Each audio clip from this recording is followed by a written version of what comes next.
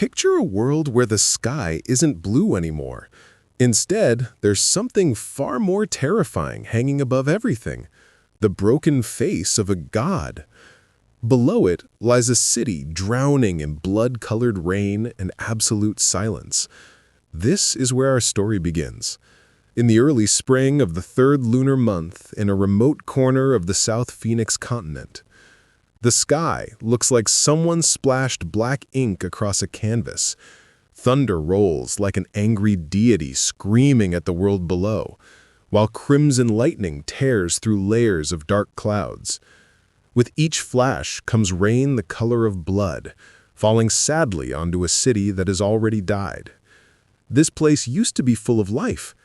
Now, just shattered walls, collapsed buildings, and streets covered with greenish-black corpses mixed with mud and debris into a horrifying paste. There's no shouting, not even footsteps, not even a dog barking. Only the wind and that blood rain move through this wasteland. In the middle of all this death, there's an overturned horse cart stuck in the mud. Hanging from its axle is what used to be a white rabbit doll, now soaked completely red. It swings slowly in the wind, its cloudy glass eyes staring ahead, as if filled with resentment. Near that cart lies a boy. He looks about 13 or 14 years old, dressed in tattered, filthy clothes. At first he seems unconscious, his eyes just thin slits. The icy wind slips through holes in his clothing, steadily draining warmth from his body. Then, a few drops of blood rain hit his face, and his eyelids flutter. We finally see his eyes clearly. Cold, sharp, hawk-like eyes focused on something in the distance. About 20 meters away, a scrawny vulture is tearing meat from a dead dog's corpse. Between bites, it nervously glances around. In a place like this, everything that still lives is either a hunter or prey. One small movement could send that bird flying away to safety. The boy is also waiting. He lies there like a patient hunter, breathing shallowly, eyes unblinking. His chance comes when the vulture plunges its head deep into the dog's open chest, completely absorbed by flesh and blood. In that instant, the boy's gaze turns icy. He explodes into motion like an arrow shot from a bow, sprinting toward the vulture while pulling a black iron skewer from his sack. The tip glints with cold light. Maybe it's that flash of metal, or maybe it's the killing intent radiating from the boy. Either way, the vulture senses danger. It thrashes its wings, trying to take flight. Too late. The boy's face stays completely expressionless. He doesn't shout or hesitate. He simply throws the iron skewer with all his strength. It whistles through the air in a dark streak. There's a wet, sickening sound. The skewer punches straight through the vulture's skull, killing it instantly. The force is so great that the dead bird continues flying, slamming into the overturned cart. That blood-soaked rabbit doll sways again, almost as if it's nodding at this brutal but effective act of survival. The boy runs up without expression, grabs the vulture, and yanks out his weapon. He pulled so hard that a chunk of wood comes away with the skewer. He has what he needs: food and his weapon back. Without looking at the cart, the doll, or the dog's corpse, he turns and walks away. The wind grows stronger, and that rabbit doll twists in the bloody air, almost watching his retreating figure. As he walks through the rain, the cold becomes sharper. It seeps through holes in his clothing and into his bones. He hunches his shoulders, wrapping his arms around himself. He hates the cold. On a day like this, he'd normally stay hidden indoors, but tonight, time is short. Hunting that vulture took longer than planned, and there's another place he needs to reach before nightfall. He moves quickly down ruined streets, passing broken shops and houses. Corpses lie everywhere, greenish-black bodies with faces twisted in rage and despair, as if their last emotions were frozen onto them. The air feels heavy, soaked with hopelessness. But the boy is used to this sight. These corpses barely register anymore. He doesn't flinch, doesn't look away. His attention is fixed mostly on the sky, as if those darkening heavens frighten him more than the dead under his feet. Eventually, he sees his destination, an old medicine shop in the distance. He breathes a quiet sigh of relief and hurries toward it. Inside, the shop is small and chaotic. Medicine drawers are scattered and broken. The entire place smells of mixed herbs and mold, like a recently opened tomb. In one corner leans the corpse of an old man, skinned the same greenish-black color as the other dead. He died with his eyes open, staring blankly at nothing. The boy scans the shop, then begins searching through the remaining herbs. Most have rotted and turned as dark as the corpses outside. Only a few look normal. He studies them carefully, comparing them with what he remembers. At last, he recognizes one herb used to treat cuts and open wounds. He pulls off his tattered shirt, and we see why he needed that herb so badly. Across his chest is a deep, ugly wound. It hasn't closed, its edges are starting to blacken, and blood still oozes from it. It looks infected and dangerous. He crushes the medicinal plant with his fingers, takes a deep breath, and smears the paste directly onto the wound. A surge of pain nearly knocks him off his feet. His vision swims, his whole body trembles, and he almost collapses. Yet he forces himself to keep going until the entire wound is coated. Sweat beads on his forehead, sliding down to pool like black ink spots on the dusty floor. After several breaths, the pain subsides enough for him to straighten. Breathing heavily, he leans against a nearby cabinet, then carefully pulls his shirt back on. He glances once more at the gloomy sky outside, then reaches into his sack and takes out a tattered map. It's a simple sketch of the ruined city. Many districts in the northeast are crossed out with scratch marks, as if he's been systematically searching them. Only 2 districts remain unmarked. After days of moving through this deadly place, he's narrowed his search down to those areas. At least now I know it's somewhere in those 2 districts, he thinks. He folds the map and puts it away, ready to leave. Then he pauses, looking back at the old man's corpse, or more precisely, at the man's clothes.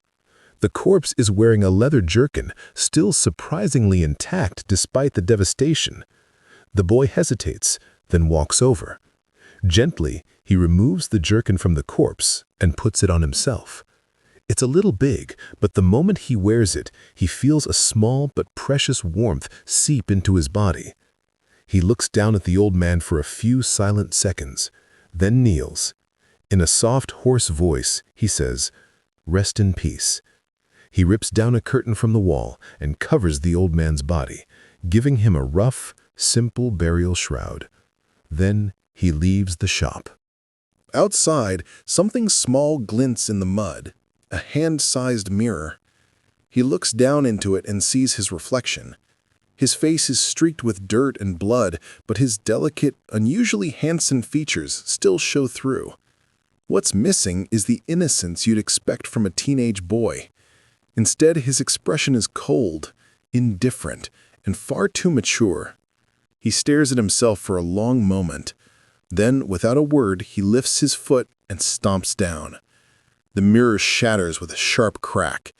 Even in pieces, its fragments still catch the dim light of the sky. And high above, that light reveals what dominates this world. The half-face of a broken god. Its eyes are closed, its expression emotionless, and its hair hanging down like dark curtains. It's no longer something strange. It's become part of the world, like the sun or moon. Beneath it, every living being is as insignificant as an insect. Over time, people started calling that face simply the god, and their shattered home became known as a doomsday world. Long ago, according to ancient records, the world was filled with spiritual energy, vibrant and full of life. Then this immense face emerged from the void. It devoured and polluted everything. Mountains, oceans, animals, humans, even the spiritual power cultivators used. A great war followed. All living beings united to resist the god, but they failed. In the end, a handful of ancient emperors and imperial sovereigns escaped with their followers to distant places now known as Holy Lands, leaving this corrupted world behind. The god didn't simply leave after destroying everything. Its presence continues to press down on the survivors. Every so often, maybe once in 10 years, maybe once in 100, the god briefly opens its eyes and looks at the area where our boy lived. Dozens of cities, countless living creatures, and all the surrounding slums were instantly turned into one more forbidden region. Blood rain fell and formed a boundary that trapped everyone inside. No one could enter or leave until the forbidden region fully stabilized. Most living beings there died instantly. Some became monsters. Some became corpses. Only a few survived. The boy is one of them. His name is Xu Qing. He grew up in the slums outside the city, a place already filled with disease, violence, and hunger. For someone used to almost dying on any cold night, this catastrophe is just another level of the same struggle. As long as he's alive, he can endure anything. Through small details, we see that his life once contained traces of warmth. Occasionally, poor scholars came to the slums to teach children to read and write, and he still has fragments of memory about his family. He's not truly an orphan, he simply lost contact with them long ago. His simplest dream is to stay alive long enough to maybe find them again. After surviving the initial disaster by hiding in a crevice, Xu Qing did something most others wouldn't dare. While everyone else screamed in terror, he looked up at the sky and directly met the god's open eyes. Instead of paralyzing him with fear, those cross-shaped pupils filled him with a strange clarity. He also saw a violet beam of light fall from the heavens and land somewhere in the northeast part of the city before he blacked out. When he woke, he was the only survivor in the slums. He knows the rules of forbidden regions. The blood rain forms a barrier, and once the rain ends, the region is sealed. No one from inside can escape, and no one outside can enter until the process is complete. So Xu Qing waited, then began his exploration with two clear goals in mind. Find the city magistrate's manor, where rumors say there's a method to become stronger, what people call cultivation, and find the spot where that violet light landed. Every child in the slums dreams of cultivating. Cultivators are rare and terrifying. Even from a distance, their presence makes normal people tremble. Xu Qing once glimpsed one in the city and heard that the magistrate and his guards were all cultivators.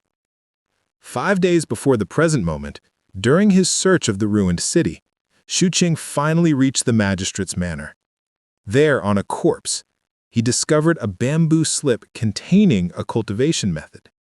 He suffered that chest wound we saw earlier during that adventure, but he considered it a price worth paying. The bamboo slip offered what he'd wanted for years, a path to power.